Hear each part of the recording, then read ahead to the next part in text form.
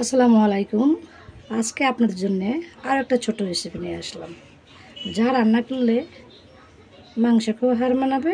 এভাবে রান্না করে অনেকগুলো ভাত খাওয়া যাবে এবং খিচুড়ির সাথেও পরিবেশন করা যাবে।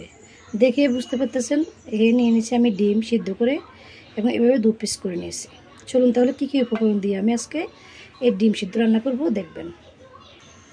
চুলা দিয়ে দিলাম একটা পাতিল, তার মধ্যে সয়াবিন তেল দিয়ে দিলাম পরিমাণ মতো, দিয়েছি তেজপাতা, এলাচ, দারচিনি, তারপরে দিয়ে দিব পেঁয়াজ কুচি।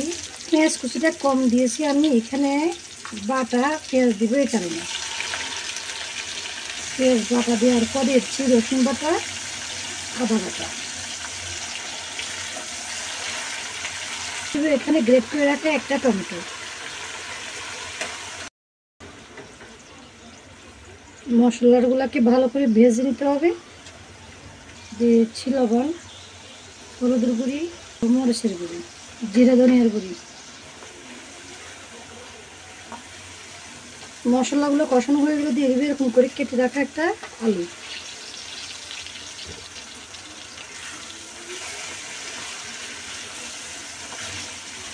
আর এভাবে টুকরো করে রাখা একটা গাজর। এখানে আলু গাজরের সাথে মশলার সাথে সিদ্ধ হয়ে যাওয়ার জন্য দিয়ে দিবে একটু ধনেপাতা। 1 মিনিটের জন্য আমি ঢাকনা দিয়ে দিচ্ছি। 1 মিনিট পর ফিরে আসবো, আলুগুলো একটু সিদ্ধ হোক। ঢাকনাটা উঠিয়ে নিলাম।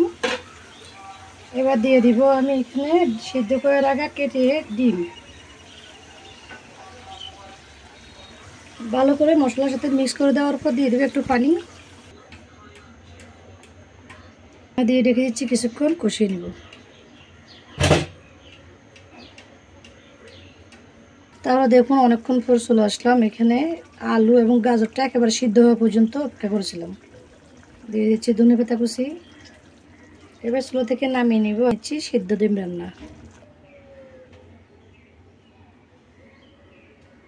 তাহলে দেখুন এই সিদ্ধ ডিমটা আমি যেভাবে রান্না করলাম একেবারে খুব লোভনীয়, কিন্তু এই রান্নাটা একবার করে দেখবেন। যখন বাসায় একেবারে কিছু থাকবে না, শুধু ডিম রান্না করে এভাবে কিন্তু অনেকগুলো ভাত খাওয়া যায়। আর খিচুড়ির সাথেও এভাবে রান্না করতে পারেন, খুব ভালো লাগবে যখন খাবেন। তাহলে আজকের রেসিপিটা আপনাদের যদি ভালো থাকে আমার চ্যানেলটাকে সাবস্ক্রাইব করে আমার পাশে থাকবেন।